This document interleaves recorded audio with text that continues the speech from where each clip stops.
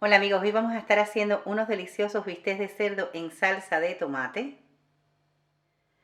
Comenzamos poniéndole sal y pimienta al gusto.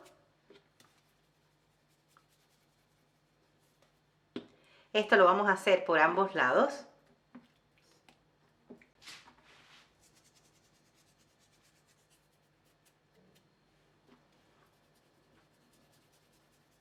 A continuación, en la cazuela donde lo vamos a hacer agregamos un chorro de aceite.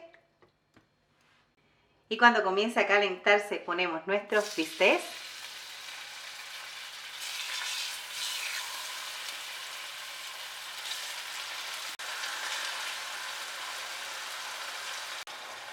Le agregamos 2 dientecitos de ajo. Ponemos por encima un poquito de pimentón dulce. Y dejaremos hasta que estén dorados por ambos lados. Cuando estén dorados de un lado, viramos por el otro.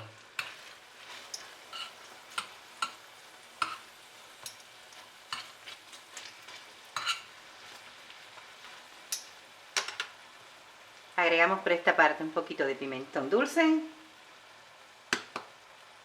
y dejamos por un minuto. A continuación le agregamos una cebolla,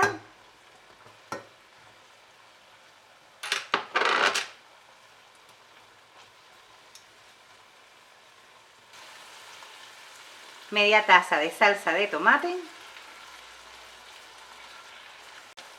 media taza de agua, cilantro o perejil, puede ser cualquiera de los dos, el de tu preferencia. Tapamos y dejamos que se hagan. Cuando estén blanditos ya estarán listos.